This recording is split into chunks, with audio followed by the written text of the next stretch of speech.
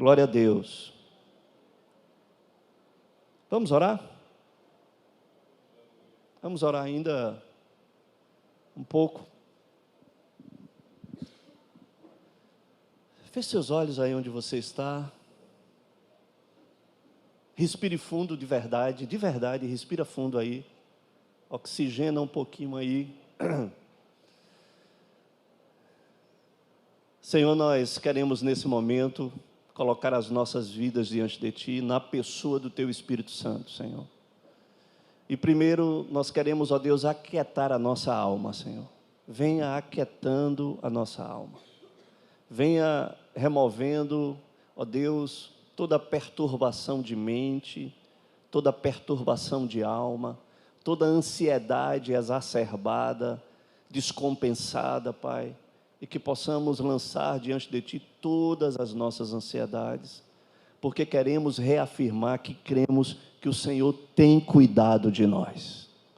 E eu quero te pedir, ó Deus, encontra essa noite corações completamente, ó Deus, prontos, preparados, como uma terra arada, revolvida, para acolher a boa semente, Senhor. E que essa semente, ela produza 100 por 1, ó Deus, sobre a vida de cada irmão aqui nosso, Senhor. Tenha liberdade, Espírito Santo, de se mover aqui no nosso meio. E que o Senhor traga o cativo, mente e coração, ó Deus, a Tua palavra e a voz do Teu Espírito Santo. Nós oramos, ó Deus, em o nome de Jesus. E a igreja diz o quê? Amém. Glória a Deus. Amém, queridos. Deixa eu falar para vocês aqui. Desde o ano passado, o Senhor tem me levado a estudar um pouco um tema que o Espírito Santo vem despertando no meu coração, e eu percebi que esse tema não poderia ser repartido com vocês, sem realmente um aprofundamento maior, e eu já venho há alguns meses orando muito por isso, né? Primeiro na minha vida, pedindo que o Senhor me dê graça, tenha misericórdia de mim, mas também no que diz respeito à igreja em si, né? E eu creio que chegou o momento de nós podermos compartilhar sobre esse tema, né? E podermos adentrar de uma forma mais profunda e termos ganhos, talvez numa mudança de posicionamento nosso, né? E eu quero falar sobre o temor ao Senhor. Talvez a gente não tenha uma boa compreensão sobre isso, ou talvez a gente precise alargar um pouco o nosso entendimento. Amém? Eu quero ler um texto. Esse é um texto lá em Isaías 33, verso 5. Se possível, coloca aí na NVI, ela traz uma expressão melhor para essa palavra, para esse texto. E depois você pode voltar lá para a área, tá, que eu sempre utilizo. Isaías, capítulo 33, a partir do verso 5. Tá? Vou estabelecer, a gente vai estar falando sobre esse texto. Mas vamos lá. 33, verso 5. O Senhor é exaltado, pois habita no alto. Ele encherá Sião de retidão e justiça. Ele será o firme fundamento nos tempos a que você pertence.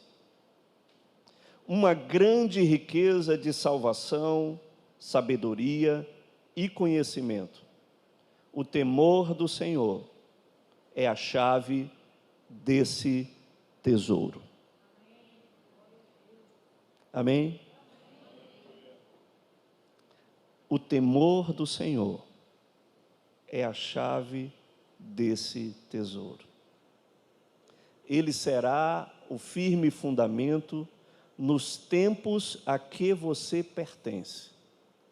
Então, nós estamos em um tempo hoje. Lá atrás, ele era o firme fundamento. Nas gerações passadas, ele era o firme fundamento. Na nossa geração, ele também é o firme fundamento.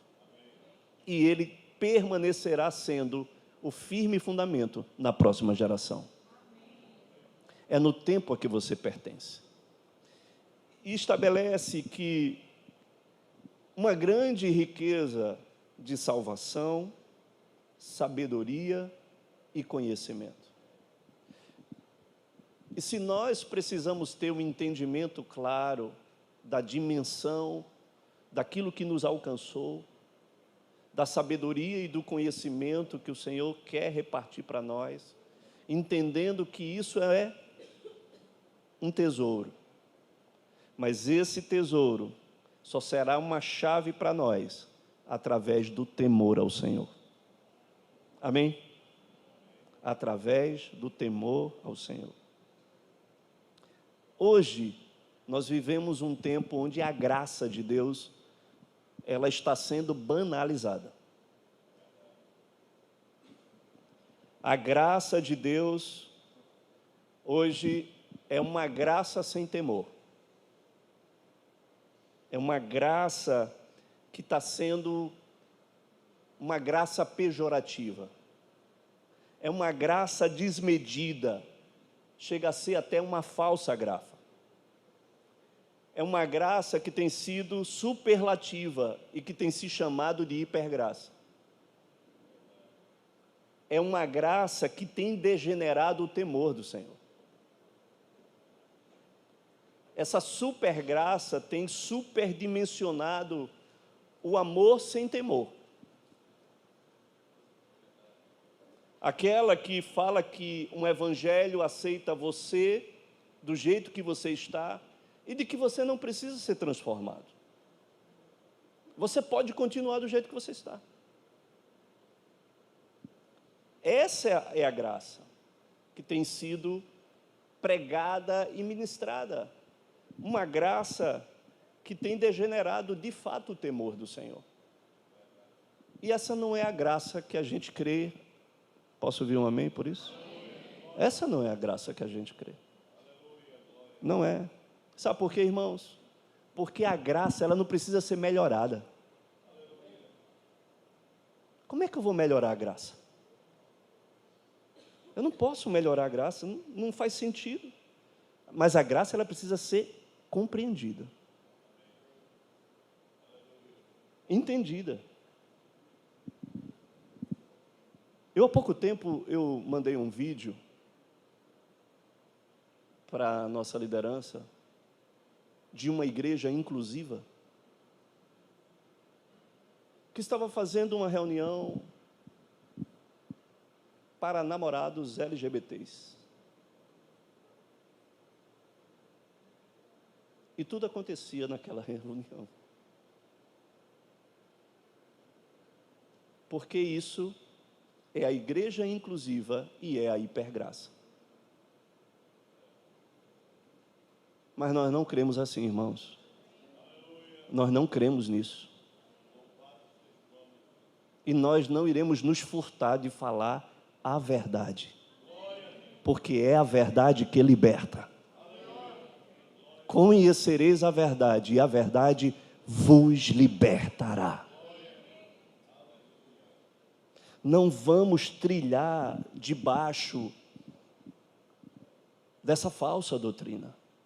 Não vamos, não vamos. Porque nós precisamos resgatar o temor ao Senhor, no seio da igreja. E não iremos viver uma graça desprovida de temor. Não iremos viver. A gente entende, é claro, que a gente precisa desenvolver um relacionamento com Deus por amor. Amém? Sim ou não? Por amor. E temos sido ministrados, entendido isso, compreendido. E é muito tremendo quando nós descobrimos esse nível de conhecimento, de intimidade, né, baseado na questão do amor. do amor ao Senhor, do amor que se revela na intimidade do nosso secreto, amém, irmãos? Porque não vai existir um amor sem o conhecimento. Você só passa a amar uma pessoa que você conhece ela, sim ou não? Sim ou não? Você só passa a aprofundar esse amor quanto mais você conhece ela. As suas facetas, mais você ama, porque o amor, ele depende do conhecimento. É por isso que nós não podemos estagnar no conhecimento do Senhor. Porque uma coisa é você ser apresentado a uma pessoa e passar a conhecer ela, mas outra é você conhecer ela de fato. De conhecer ela de fato pelo relacionamento, por uma convivência, onde você conhece a vida da pessoa em toda a sua extensão. E aí o conhecimento ele leva, e o profeta diz: conheçamos porque quanto mais você o conhece, mais você o ama. Então, essa é uma realidade para nós, e a gente precisa entender as conexões dos princípios do reino de Deus, né, da sua palavra, dos seus mandamentos. E esse princípio, ele fala aqui: aquele que tem os meus mandamentos e os guarda, esse é. Então não é aquele que canta a canção aqui no período do louvor. Não é aquele aqui que tem o seu período, né, de obediência, ou de ser um cara bom, um pai bom aqui no momento do culto, mas quando chega em casa, o inferno é aquele inferno. Não, mas é aquele que tem os mandamentos do Senhor, que o guarda, né, esse é o que ama o Senhor. E ele continua dizendo: e aquele que será amado, e aquele que me ama, é aquele que será amado por meu Pai, e eu também o amarei, e me manifestarei a ele. O Senhor está dizendo é que me mostre que você me ama, não apenas com os lábios, mas com as suas atitudes. Ele está dizendo: aquele que ama meu filho, eu vou me manifestar a ele. E hoje a gente tem um problema muito sério de terceirizar a culpa dessa geração. Muitas vezes a gente quer terceirizar e não queremos assumir a culpa, a nossa parcela de erro nessa geração. Sabe por quê, queridos? Porque esse é um assunto muito vasto, né? E a gente vive hoje uma geração que é uma geração onde é uma geração que distorce o amor, minimiza o temor e superdimensiona, às vezes, pensamentos, ideologias e filosofias, ao contrário daquilo que a própria palavra declara que é. Sabe o que eu estou querendo dizer, queridos? Porque a minha geração era a geração que os filhos obedeciam os pais, não era por amor dos pais, era por temor aos pais.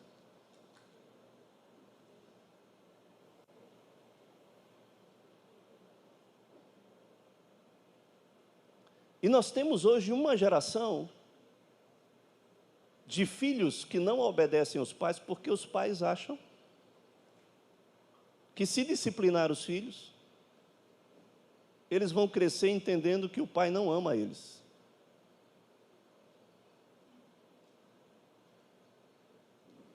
E eu quero lhe dizer e reafirmar para você hoje que o seu filho, ele não precisa lhe obedecer porque ele ama você. Ele precisa obedecer a você porque ele precisa respeitar você. Ele vai entender o amor depois. Mas talvez hoje ele precisa entender que ele precisa respeitar você e ter temor a você. Ei, ficou pesado, foi? Você está entendendo o que eu estou dizendo? Porque temor é um princípio, é um entendimento. Temor é respeito, é reverência, é reconhecimento. Diga reconhecimento. Diga respeito. Reverência. Sabe por quê, queridos? Porque, deixa eu lhe falar uma coisa, em algum momento da nossa vida, o nosso amor ele pode falhar. Sim ou não? Falha ou não falha? Falha. Mas quando o amor falhar, o temor, ele vai lhe sustentar. O temor precisa ser esse paraquedas.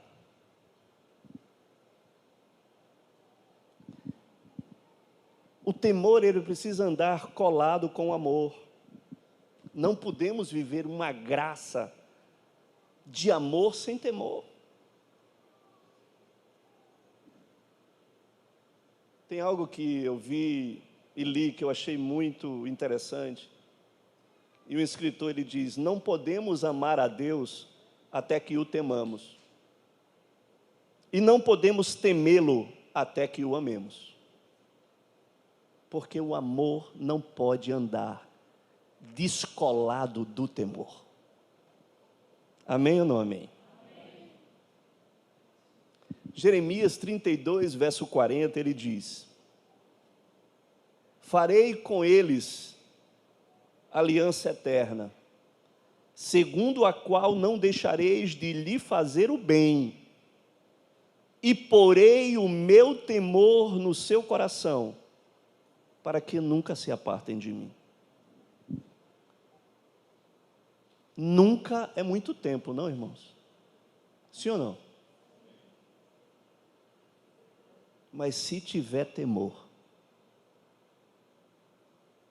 nunca se apartarão dele. Amém ou não amém? É engraçado. Eu estava lendo um livro de John Bevere, e ele estava falando sobre a pior experiência de uma igreja sem temor em todos os países que ele foi ministrar, mas ele teve uma experiência, que foi a pior experiência que ele teve, ao entrar em uma igreja para ministrar em um grande congresso nessa nação. E adivinha qual foi a nação?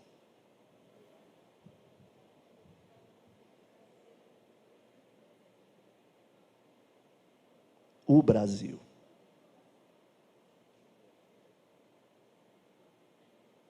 Eu fiquei envergonhado com isso.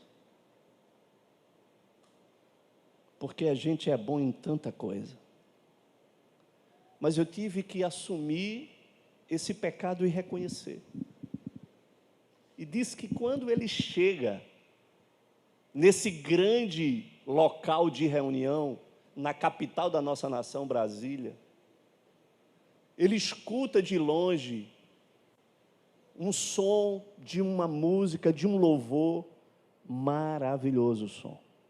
Quando ele adentra no local, a qualidade dos músicos, olha, top. A qualidade dos cantores, irretocável. A qualidade do som, top demais.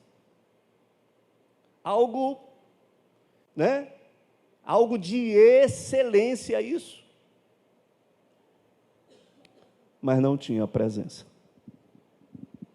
Não tinha a presença de Deus. E quando ele começa a olhar para as pessoas estavam naquele momento da adoração, umas olhando para cima, uma olhando para as outras pessoas, outras com o celular, outras conversando, outras passeando no meio da reunião. E ele ficou sem entender aquilo e ficou falando com um dos seus tradutores. Ele disse: isso é assim mesmo? Mas esse era o cenário. E depois eu fiquei me perguntando, eu digo, meu Deus, será que isso é muito diferente dos nossos cultos? Será que isso ainda é algo que permanece no nosso meio? Esse total dispersão, essa total dissintonia, essa falta de frequência com o céu. E ele traz uma palavra ousada, exortativa, sobre aquele congresso. E depois dessa palavra, as pessoas vieram em arrependimento, em quebrantamento, reconhecendo, e aí a glória e a presença do Senhor, ela foi derramada naquele lugar. Você sabe que a grande pergunta que a gente precisa entender é que muitas vezes nós achamos que aquele que é o Rei dos Reis, diga, Rei dos Reis. Tem muita coisa que nós falamos e que falamos sem decodificar o que é que aquilo representa. Aquele que é o rei, um rei é uma pessoa importante? Hein? Se nós recebêssemos aqui um rei, vocês poderiam imaginar o protocolo que teria que existir aqui para que essa pessoa pudesse vir aqui? Porque eu já participei de um protocolo de segurança para um presidente da República. Eu pensei que eu ia morrer. Eu digo, eu não vou sobreviver a esse protocolo. Receber um rei tem um protocolo. Você está me entendendo? Existe um protocolo em receber um rei. E o protocolo é grandioso. E você estará recebendo uma pessoa. E me desculpe a forma pejorativa aqui, feito eu e você, mas que senta no vaso igual a mim e você. Sim ou não? É uma pessoa. O que nós estamos falando é do Rei dos Reis. Do Senhor dos Senhores. Não é qualquer pessoa. Ei, você está comigo? Você está me entendendo? Mas você acha que o Rei dos Reis, o Senhor dos Senhores, ele comumente ele vai se manifestar onde não lhe é dada a devida honra e reverência?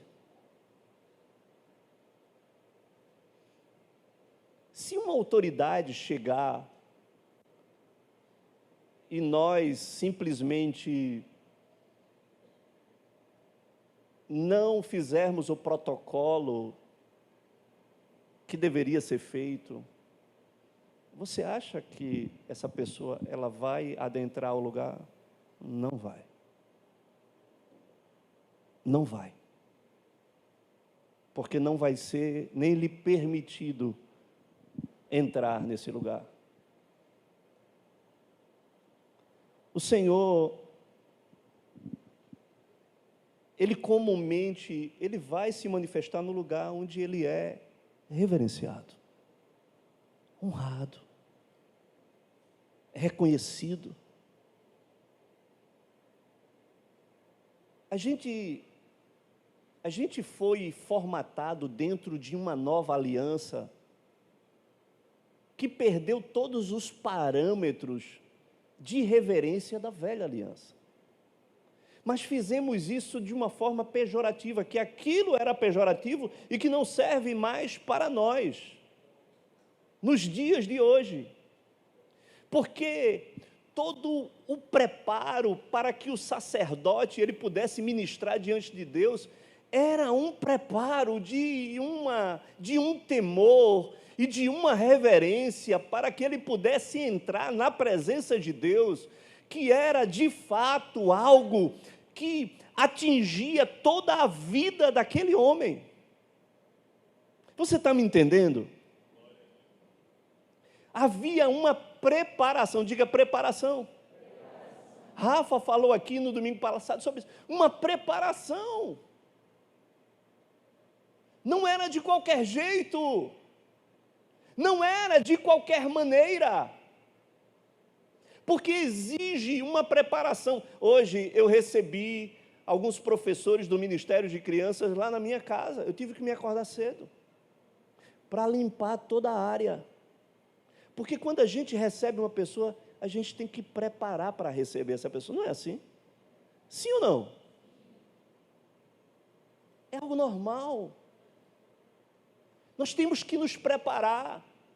No nosso culto racional, nós também temos que nos preparar, porque nós não iremos cultuar qualquer pessoa, nós não iremos receber qualquer pessoa. É alguém digno de toda honra, glória, louvor, majestade, exaltação, reconhecimento, gratidão, amor. Ele é digno.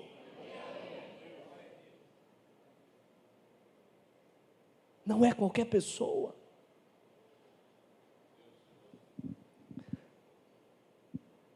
Os levitas e sacerdotes, eles declaravam: guardareis os meus sábados e reverenciareis o meu santuário, porque eu sou o Senhor.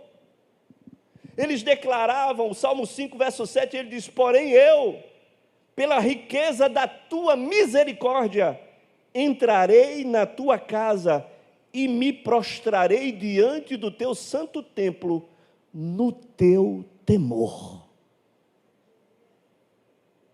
Eles tinham temor, não tinham temor, mas eles tinham temor por quem eles iriam encontrar. Vocês estão entendendo? Ei, vocês estão compreendendo isso? Não era pelo local, mas era por quem estaria dentro do local.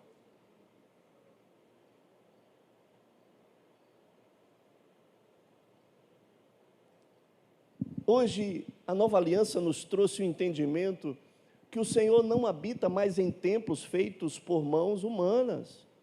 O Senhor habita em nós, e aonde nós estivermos, Ele poderá estar conosco, amém? Mas, quando nós escolhemos um local para louvá-lo e adorá-lo, para que a sua presença venha, nós não podemos fazer isso de qualquer maneira. Vocês estão entendendo?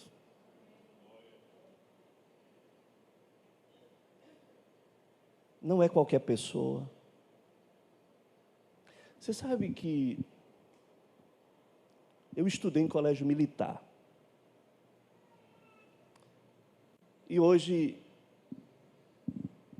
eu entendo que talvez isso fosse um dos maiores ganhos na educação que o Brasil poderia ter. Eram as escolas militares e as escolas cívico-militares, porque iriam ensinar as nossas crianças e os nossos jovens a questão do princípio de autoridade, do princípio de reverência. Isso seria um ganho, inominável, porque eu sou de uma época que, quando nós estávamos na sala de aula e o professor entrava, nós nos levantávamos para o professor entrar. Eu já vi cenas de quando o professor entra dentro da sala, jogam até cadeira neles. Nós nos levantávamos, primeiro que O aluno oficial da sala, ele simplesmente mandava, turma, sentido, ficávamos em sentido. O professor entrava, se sentava e esperava o professor dar a ordem de descansar para nós nos assentarmos. E aí nos assentávamos. Vocês sabem o que é isso? Quando nós adentrávamos a sala de um oficial, nós tínhamos que nos apresentar a um capitão, tenente. Entrávamos e nos apresentávamos, aluno Ramos, número 557, turma G. E ficávamos esperando ele dizer, posição de descansar, sentar, alguma coisa. A gente não entrava de qualquer jeito. A fivela do cinto tinha que estar limpa, o coturno não era de qualquer maneira. E a gente ia se apresentar a uma pessoa.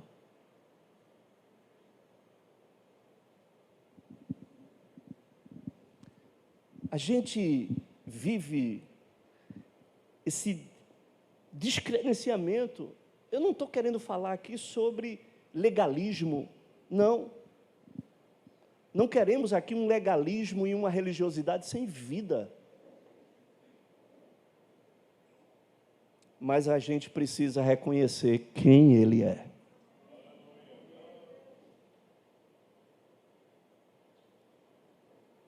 Porque se eu me apresento diante dos homens de forma impecável, eu não posso me apresentar diante do Senhor de qualquer jeito. Vocês estão me entendendo, queridos? Vocês estão? A pergunta é: para que nós viemos aqui?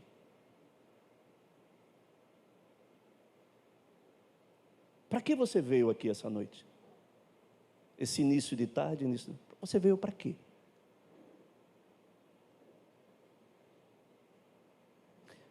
Se foi só para me ouvir, me perdoe, mas talvez você não tenha feito uma boa coisa. Nós viemos aqui, não foi para encontrar o nosso irmão, que é muito bom encontrar os irmãos, mas a gente não veio só para isso. Nós viemos aqui para encontrar Ele. Eu vim aqui para me encontrar com Ele. Eu vim aqui para adorar a Ele. Eu vim aqui para prestar todo o meu louvor, minha adoração, o que há de melhor, os meus perfumes, os meus incensos, o meu coração a Ele. Amém? E quando eu venho, eu não posso vir de qualquer jeito. Não posso.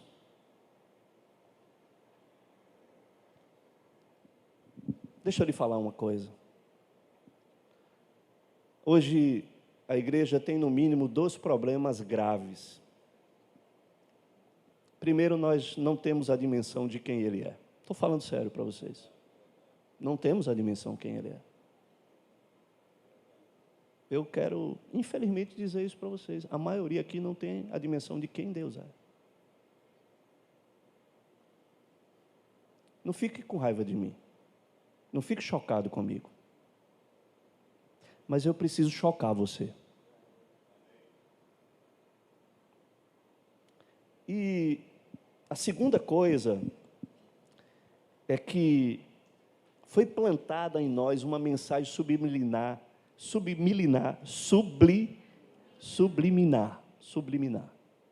desde o Éden, no nosso coração. O Salmo 89, verso 6. Eu vou dar só esse spoiler para vocês, porque a gente poderia falar aqui a noite inteira sobre isso. Mas eu quero só te ativar o teu coração, a tua mente. Salmo 89, verso 6 diz: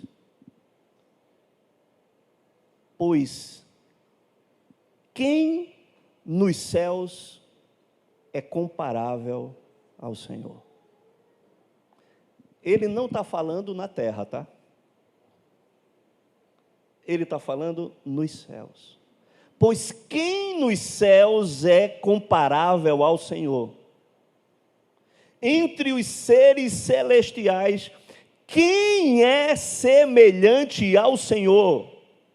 Deus é sobremodo tremendo na assembleia dos santos e temível sobre todos os que o rodeiam. Ei, você está comigo aqui? Você está entendendo aqui? O salmista está dizendo, olha, quem é? Porque na terra não tem.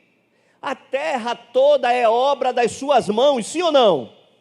Mas ele está falando de todos os seres celestiais, de toda a grandeza, de toda a majestade, de toda a perfeição que há nos seres celestiais. Ele está declarando, quem é semelhante ao Senhor? Quem é que possa ser comparado a Ele? Não há, porque Ele é sobremodo tremendo na Assembleia dos Santos e temível sobre todos aqueles seres que o rodeiam. Disse que na visão do profeta, os serafins, eles não olhavam para a glória de Deus, com uma asa ele cobria os seus rostos. Vocês estão entendendo isso? Eles não tinham a capacidade, mesmo enquanto seres celestiais, de olhar para o fulgor da glória de Deus. E eles escondiam o seu rosto.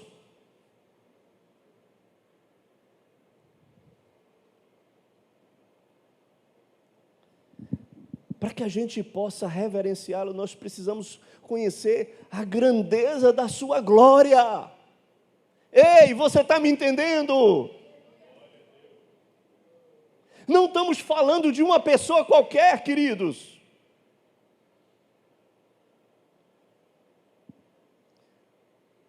Moisés tinha um grito no seu coração de conhecer essa grandeza. E por isso que ele pediu a Deus, Senhor, mostra-me a sua glória. Mostra-me a sua glória. Ei,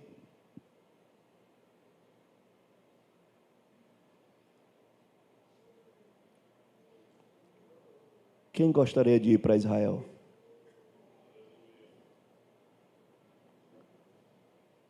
Quem gostaria de fazer um tour na Europa?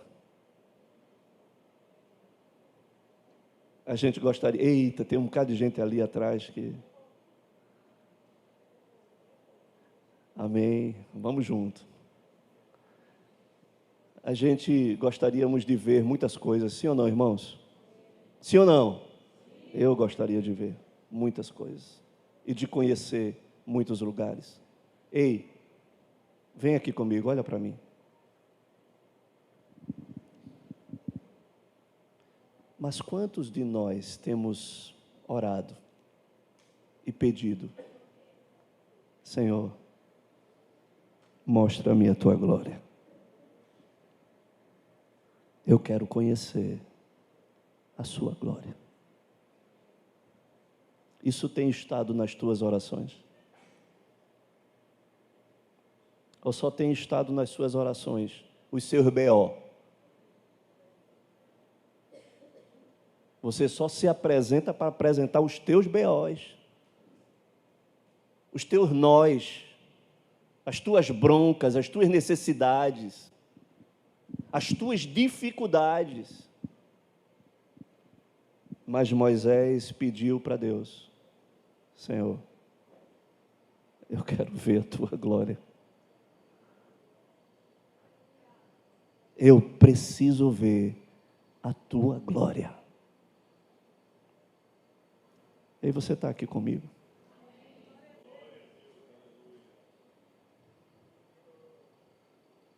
Porque isso vai fazer a diferença na nossa vida.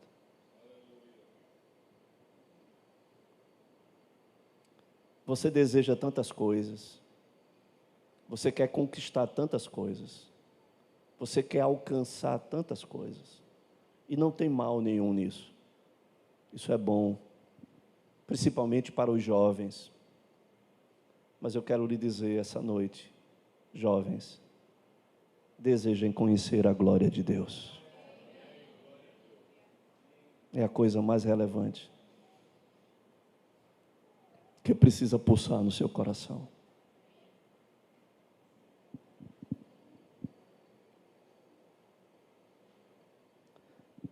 Paulo, ele em um momento estava tudo bem e de repente vem um estalo na sua mente, no seu coração,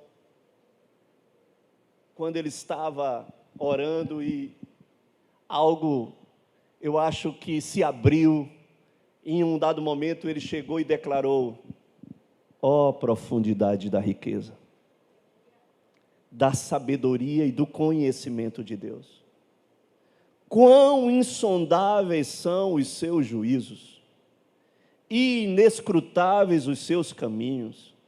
Quem conheceu a mente do Senhor? Ou quem foi o seu conselheiro? Quem primeiro lhe deu para que ele o recompense? Pois dele, por ele e para ele são todas as coisas. A ele seja a glória para sempre. Amém. Ele chegou no momento e disse: meu Deus, como é profundo as tuas riquezas. Quem pode sondar as tuas riquezas? Quem pode mergulhar? Quem pode se aprofundar nos teus caminhos? Quem teve a capacidade de conhecer a mente do Senhor em toda a sua grandeza? Quem foi o conselheiro do Senhor? Ele estava dizendo: não há ninguém maior do que Ele. Porque dele, por Ele e para Ele são todas as coisas. Nós precisamos conhecê-lo e ter um desejo, de fato, de conhecê-lo. Diz os historiadores que nos dias da morte de Santo Agostinho, ele estava no quarto muito fraco, respiração fraca, quase parando. Todos estavam ali esperando apenas ele partir para os braços do Senhor.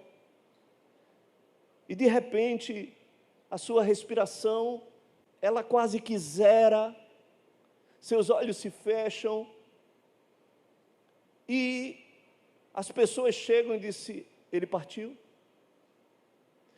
E de repente, num instante, ele abre os olhos arregalados e diz: eu via o Senhor, eu vi o Senhor, e tudo o que eu escrevi a respeito dele não passa de palha. Ele fecha os olhos e morre.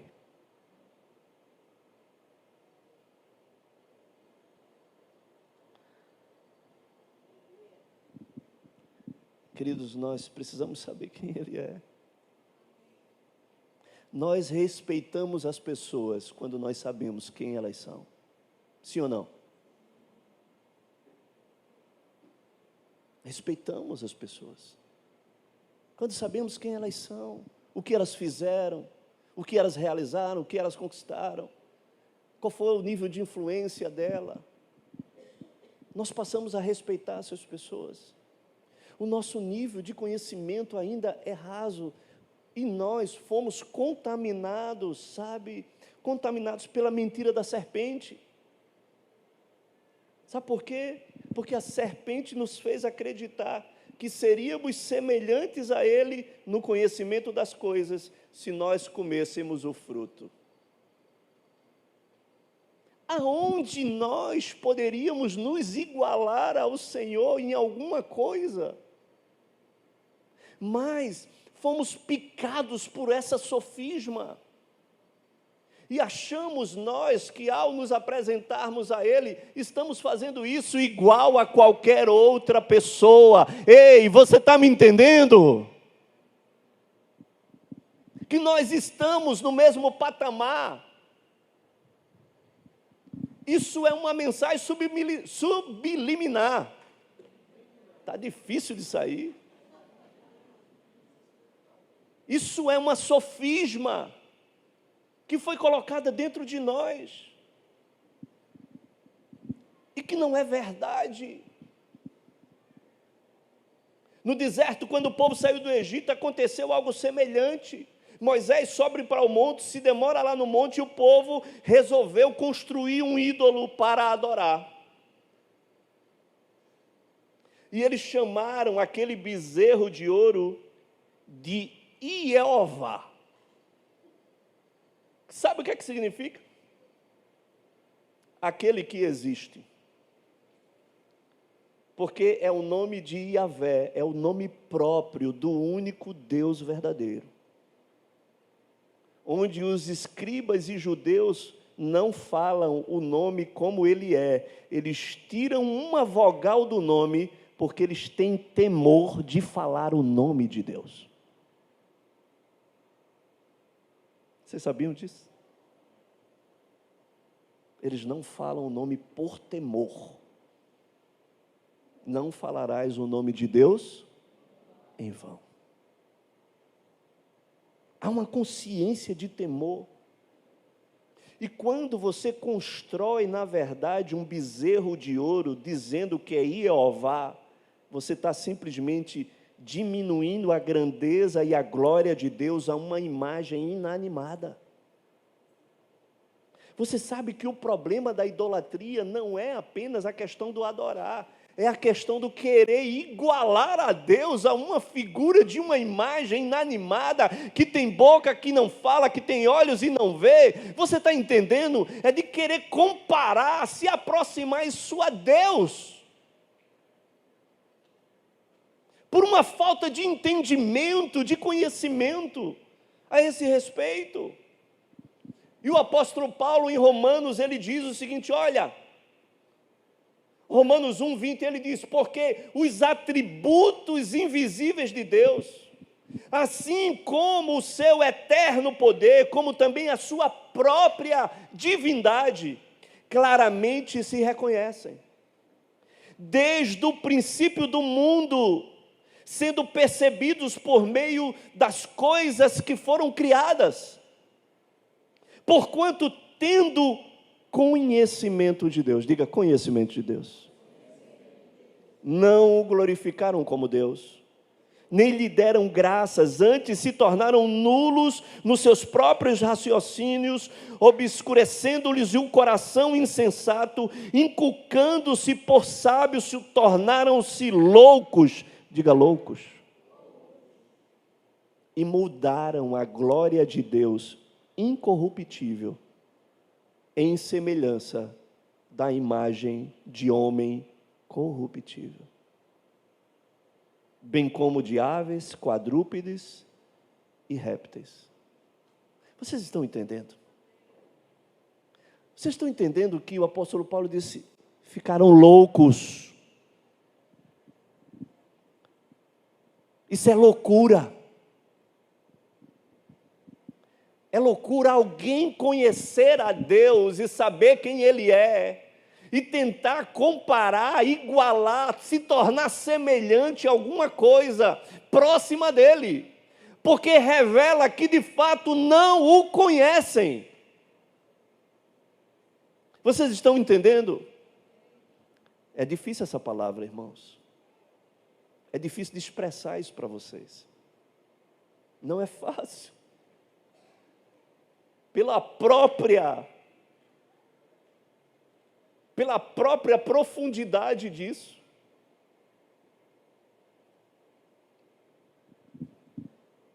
Mas nós precisamos conhecer de fato quem Ele é. Deixa eu lhe dizer uma coisa. nós precisamos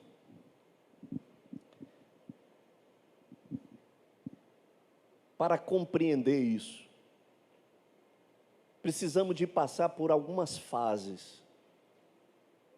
Essas fases, para que Deus ele pudesse revelar, teve fases bem distintas dentro desse processo. Na criação, quando Deus foi formar, o que é que declara-se lá no Gênesis? Diz que a terra ela era sem forma e vazia. E o Espírito de Deus pairava sobre a face do abismo. O que é que isso significa? Que a terra estava em uma grande desordem. Amém? Existia uma desordem na terra. E Deus começou a criar. Em 6 dias, Deus colocou tudo em ordem. Amém? Tudo em ordem em 6 dias. Criou terra, separou firmamento, sol, lua, luz. Criou todos os animais. O Senhor criou um jardim. O Senhor colocou tudo em ordem, tudo em grande harmonia. E depois disso, o Senhor ele criou a glória da criação. Quem é a glória da criação? O homem. Deus criou a glória da criação. O que é que a gente conclui com isso? Que primeiro Deus precisa colocar as coisas em ordem. Sempre. Para depois trazer a glória e manifestar a glória dele e dos seus feitos. Sempre foi assim e sempre será assim, você vai me entender. O Senhor colocou aquilo que era caos, porque a Bíblia fala que existia um caos. O Senhor colocou em ordem. E criou a glória da criação, o homem. E o Salmo 8, verso 5, fala sobre isso. E diz que o Senhor fez o homem por um pouco menor do que Deus. E de glória e de honra o coroou. Isso foi a obra da criação de Deus. O Senhor coroou o homem de glória. A sua glória foi coroada na criação do homem. O jardim, ele produzia tudo na sua força, sem precisar de cultivo harmônico, e o casal que Deus criou tinha o privilégio de andar com Deus na sua glória. Ei, quando Deus descia para estar com o homem, a glória de Deus era revelada ao homem. Você está entendendo? Você está entendendo isso? A glória de Deus era revelada todas as vezes que Deus vinha estar com o homem. Adão e Eva, eles eram ministrados e eles contemplavam a glória de Deus. A eternidade da glória de Deus era exposta para eles. Tanto é que aquilo gerou um impacto tão grande dentro da criação, que era por isso que os homens, naquela época, eles viviam tanto, porque a glória de Deus foi tão exposta dentro dessa estrutura humana de eternidade, da glória com a eternidade de Deus, que lá na frente o Senhor diz, olha, esse negócio aqui está errado. Vamos limitar para os homens viver apenas 120 anos. Porque eles já estão longe da minha glória. Sabe o que é que isso quer dizer, queridos? É que eles experimentaram essa realidade. Mas, o que é que aconteceu? Veio a serpente, e a serpente trouxe o engodo, a sofisma, a mentira, para levar o homem ao erro. E após disso veio o pecado. E o pecado, ele tirou essa vestimenta de glória. porque o homem ele tinha uma vestimenta de glória de Deus.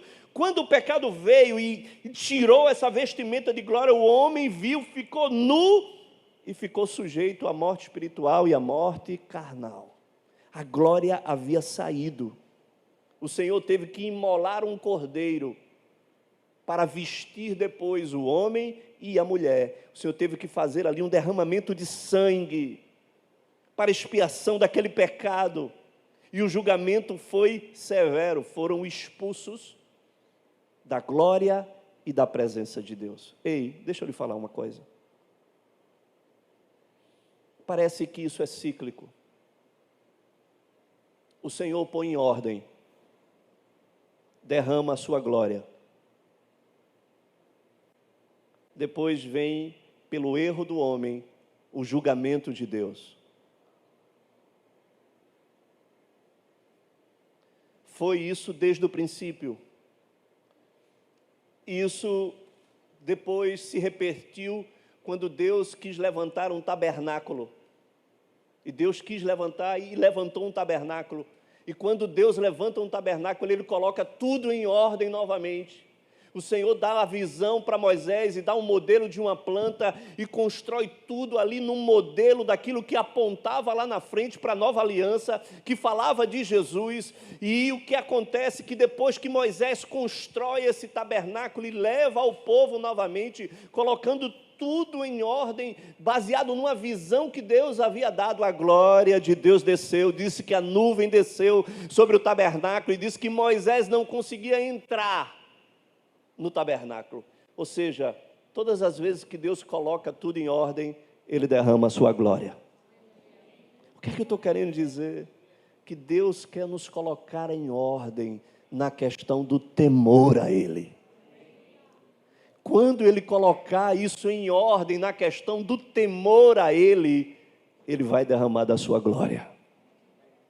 E se isso não acontece, ou depois que isso acontece, se há um relaxamento nisso, vai vir julgamento e juízo de Deus novamente. Foi o que aconteceu.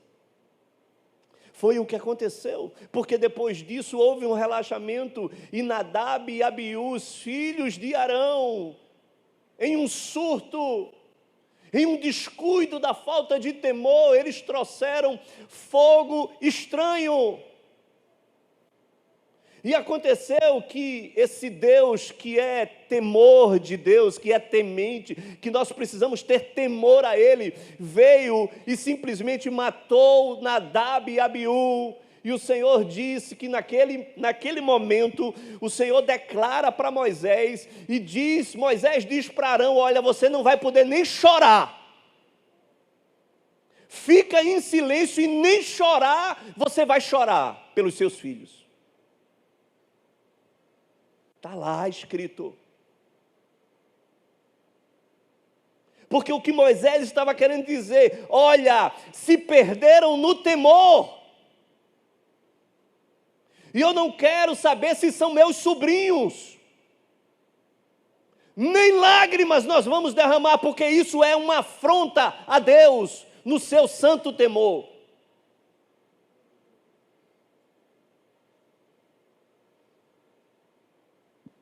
Está lá.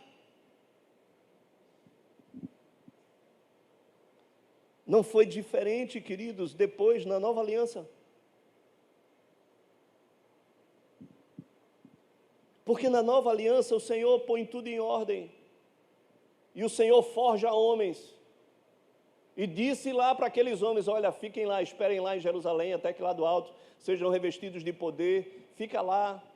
Completa lá os 11 para ser 12 e o meu governo ser estabelecido, e o Espírito Santo de Deus derramou, e depois de ter derramado o Espírito Santo, a glória veio, sim ou não? A glória veio. Sinais e prodígios e maravilhas, sinais poderosos eram feitos por intermédio dos apóstolos, dos líderes apostólicos. Aí de repente acontece uma nova cena de juízo e julgamento. Ananias e Safira no meio do arraial. Pôr em ordem, glória e julgamento. Sabe o que eu estou querendo dizer para vocês? Que hoje nós estamos vivendo exatamente esse novo momento. Estamos orando por um avivamento. Estamos orando por um derramar da glória de Deus. Amém ou não amém? Nós precisamos colocar as coisas em ordem. A igreja precisa colocar as coisas em ordem. E o que nós precisamos colocar em ordem é o resgate do temor ao Senhor. Diz lá o texto: em cada alma havia temor. Hebreus 12, 29. Eu vou terminar. A gente vai seguir com isso, porque isso vai ser uma série. E eu vou provocar vocês, irmãos.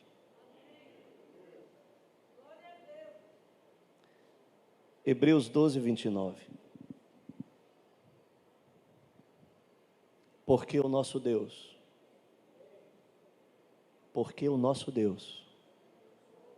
Ele é fogo consumidor.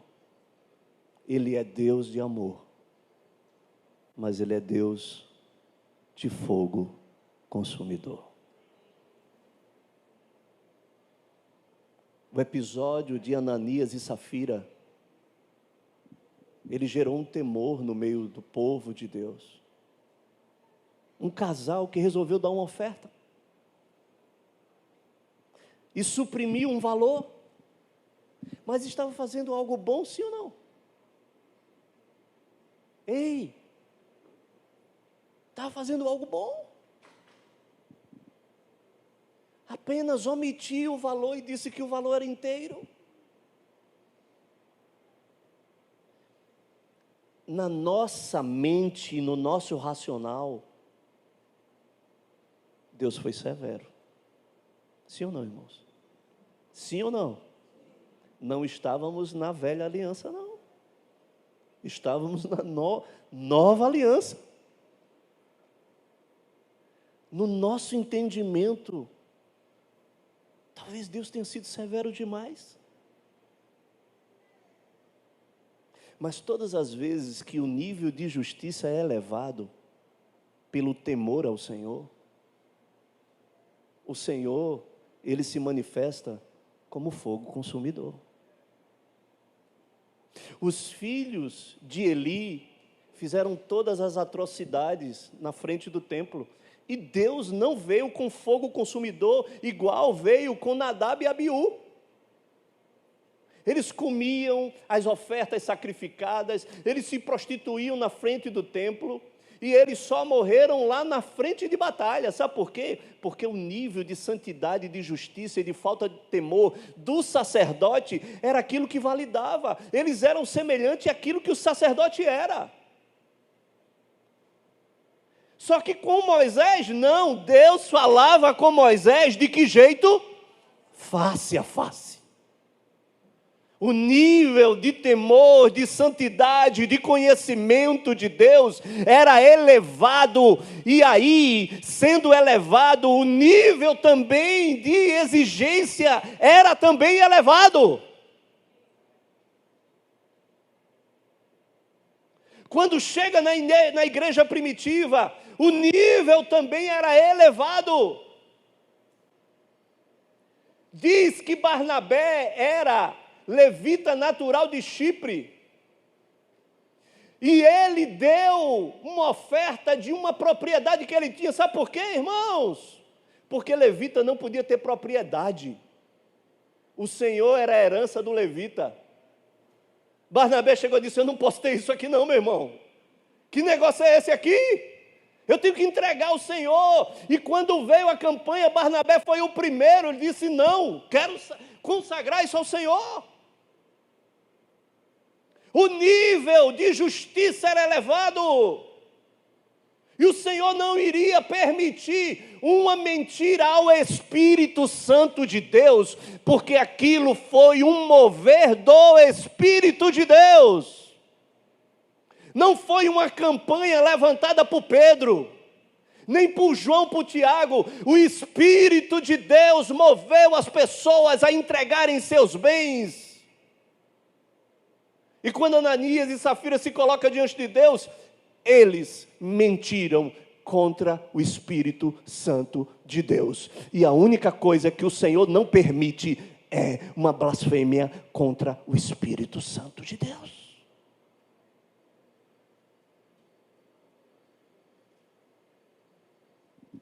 Vocês estão entendendo? O Senhor é fogo consumidor. Esse fogo não é um fogo proveniente da madeira, irmãos. Foguinho ali, não é esse fogo não. Não é um fogo de uma lareira, não é uma luz dessa aqui de LED. Não é nada disso. Por mais poderosa que a chama possa ser, por mais poderosa que a luz possa emanar dessa chama, a gente não está falando disso. Paulo disse a Timóteo que a sua luz é inacessível. E ele sabia porque ele experimentou isso. E ele fala no discurso que, ao rei Agripa, ele disse: ao meio-dia, ó rei, indo eu o caminho afora, vi uma luz no céu, mais resplandecente que o sol, que brilhou ao redor de mim e dos que iam comigo. Ei, olha aqui para mim. Ele disse: eu estava caminhando ao meio-dia. Como é que é o sol ao meio-dia? Dá para olhar o sol ao meio-dia? Mas ele disse que ele viu uma luz. Que o sol a meio-dia ele foi ofuscado por essa luz. E ele viu apenas a luz que o Senhor emanava. Ele não viu a luz da sua face. Você está entendendo? Ei, você está compreendendo? Como não ter temor por um Deus desse?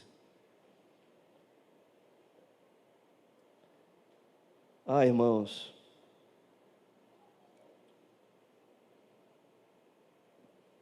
nós estamos vivendo em um tempo que, se desejamos o louvor dos homens, temeremos o homem. Se temermos o homem, serviremos ao homem. Porque nós servimos a quem nós tememos. Era isso que Ananias e Safira queriam, o reconhecimento dos homens. Nós servimos a quem nós tememos, irmãos. Se o teu nível de servidão está fraco, é porque o teu nível de temor está fraco. O medo te afasta de Deus, mas o temor, ele te aproxima dele. Sabe por quê? Porque o povo, quando viu a glória de Deus, o povo, quando viu aquela nuvem vir sobre o tabernáculo, o povo, quando viu o monte lá fumegando, era fumaça, era relâmpago, era fogo, o povo chegou e disse: dá para mim não, vou subir não, meu irmão. Moisés, sobe tu, porque eu não vou subir não. O medo te afasta de Deus, mas quem tem temor a Deus, quer ver a glória dEle, quer se aproximar dEle. Você está me entendendo? Irmãos, nós precisamos de um batismo de temor. Vamos ficar de pé.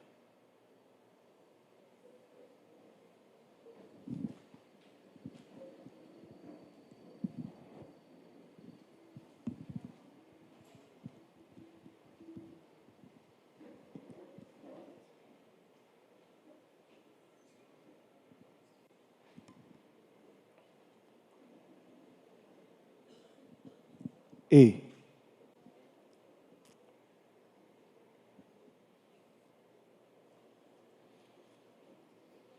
Deixa eu lhe falar uma coisa. Presta atenção aqui a mim.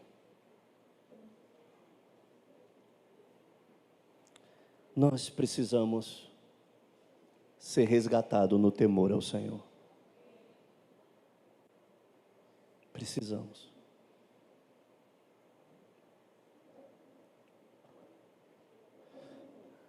Nós não podemos viver a graça de Deus como um cartão de crédito rotativo.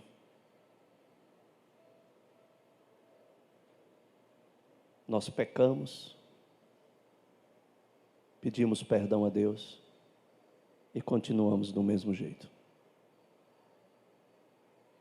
É como usar um cartão de crédito. Usamos, o limite rola no mês, você usa de novo.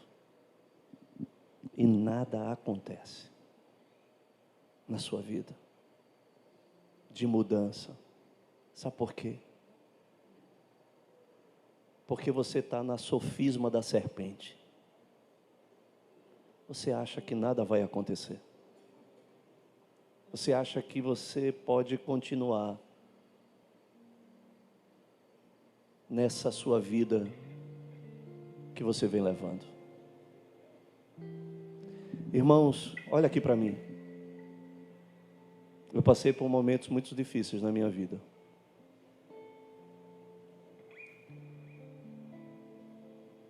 E teve um momento na minha vida que eu pensei que eu ia morrer.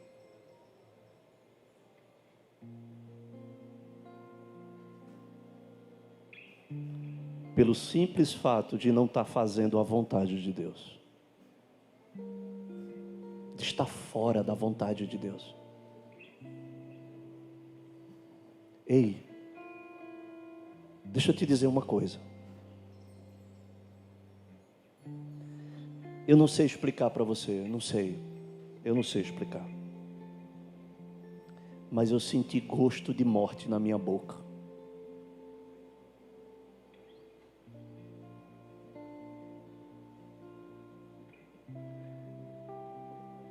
E eu cheguei e disse, eu vou morrer.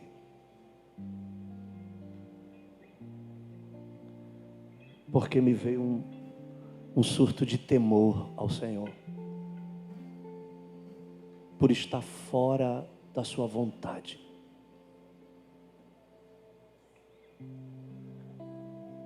Aquilo me desesperou. E me fez sair de onde eu estava.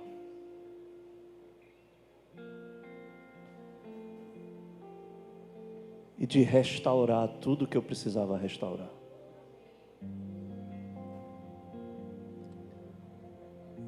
Irmãos, nós precisamos ser resgatados no temor ao Senhor. Nós precisamos. Deus precisa pôr em ordem as coisas na nossa vida. Ele precisa resolver essa desorganização que está. Esse caos que está aí nas tuas emoções, nas tuas carências, nas tuas necessidades, que tem tirado você do rumo, do prumo, do propósito, e que tem feito você talvez perceber que nada vai acontecer. Ei, o salário do pecado é a morte. Eu preciso te dizer isso. O salário do pecado é a morte. Que você possa perceber, entender. Porque, olha, eu senti um gosto de morte na minha boca.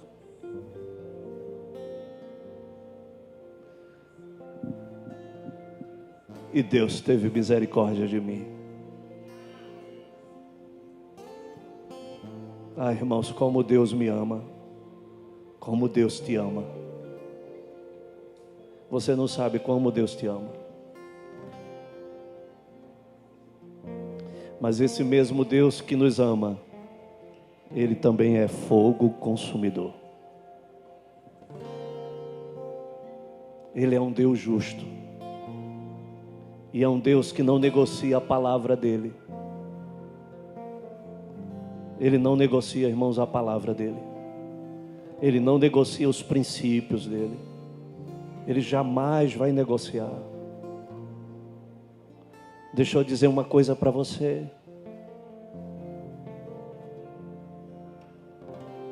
O diabo, ele tem até autoridade em alguns momentos. Porque a palavra de Deus diz que toda autoridade me foi dada nos céus e na terra. Foi dada a ele. Mas você sabe de uma coisa? O diabo, ele não tem autorização. Ele pode ter autoridade, se dermos brecha, ele tem autoridade. Mas a autorização é só se Deus permitir. É só se você permitir. Mas fora disso, ele não tem e ele não pode. Quando o diabo se apresentou diante de Deus para requerer sobre a vida de Jó, ele teve que pedir autorização. Ele não tinha autorização. Só você ou Deus pode dar autorização. Então,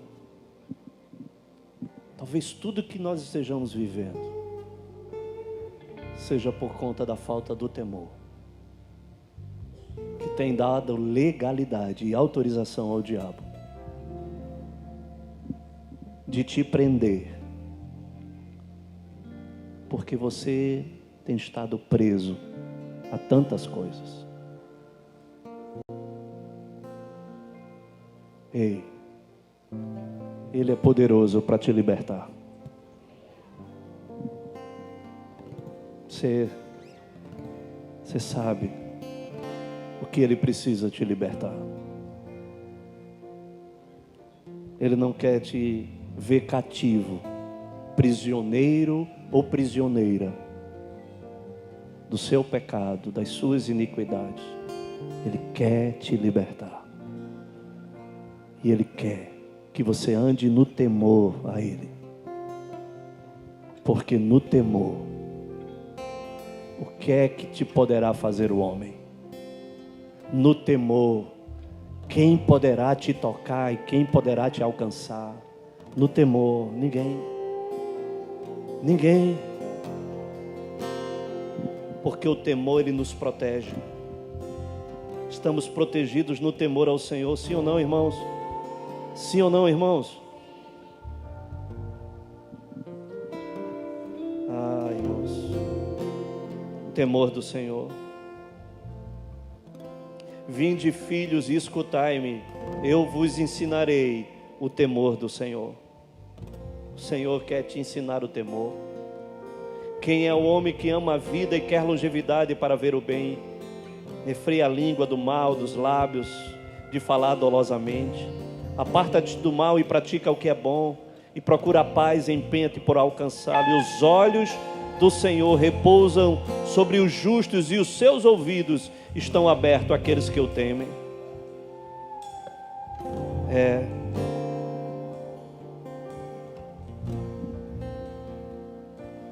Senhor, nós queremos ser resgatados no temor, Senhor, porque o temor nos afastou de Ti. O temor gerou que o nosso coração ficasse endurecido. E sem o temor, ó Deus, nós vivemos uma vida deliberadamente no pecado. Vivemos uma vida dupla.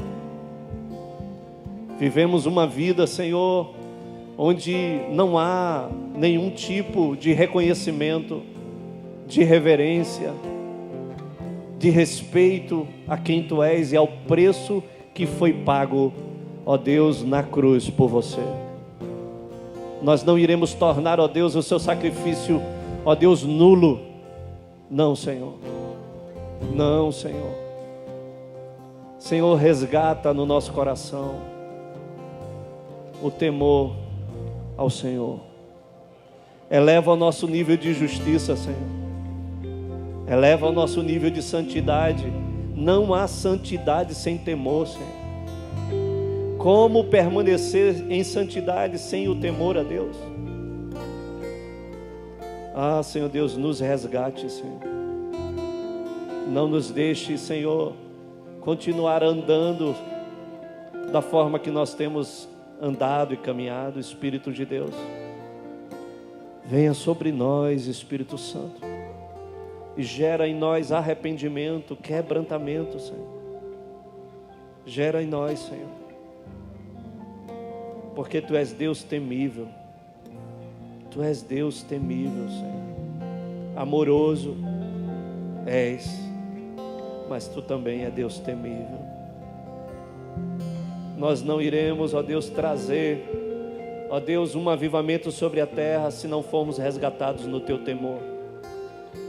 Não podemos, ó Deus, continuar vivendo uma vida de permissividade, de omissões em tantas coisas, Pai. Não podemos negociar, ó Deus, e deixar as raposinhas, ó Deus, vir, Senhor Jesus, ó Deus, rodear os nossos apriscos, Senhor. Não, Senhor Deus, não podemos. Não podemos, ó Deus, negociar as pequenas coisas, porque negociando as pequenas coisas, ó Deus, negociaremos também as grandes coisas, Senhor. Nos ajude, Espírito Santo de Deus, a não negociar, Senhor, com a mentira, a não negociar, ó Deus, com a lascívia, a não negociar com a cobiça, a não negociar, ó Deus, com pensamentos impuros, a não negociar com desejos, ó Deus, incontidos no nosso coração, a não negociar, ó Deus, com a inveja, com desejos malignos, com a maledicência, Senhor Deus. Não nos deixe negociar, ó Deus. Não nos deixe tornarmos permissivos, Senhor. Não nos deixe, Senhor, adulterar com os nossos próprios olhos, Senhor. Não nos deixa, Senhor. Não nos permite, Senhor Deus, te roubar. Não nos permita, Senhor. Não nos permita, Deus, deixar, permitir, abrirmos concessões, Senhor, pela falta do temor, Senhor. Não nos deixe, Senhor, que o Teu Espírito Santo venha sobre nós essa noite. Vem, Espírito Santo de Deus. Nós precisamos conhecer quem Tu és, Senhor. Nós precisamos ver a Sua glória, Senhor. Nunca mais seremos os mesmos, porque todos aqueles que viram, ó Deus, a Sua glória, nunca mais foram os mesmos. É o que nós queremos ver, Senhor. É o que nós queremos contemplar, Senhor. É o que nós queremos perseguir, Senhor. Vem, Espírito Santo. Vem essa noite aqui e gera em nós arrependimento, Senhor. Arrependimento. Espírito Santo.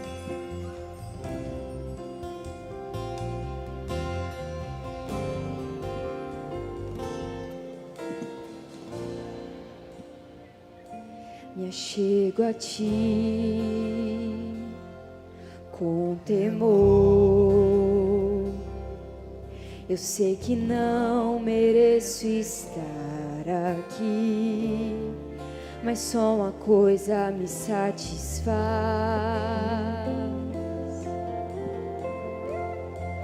Só uma coisa me satisfaz.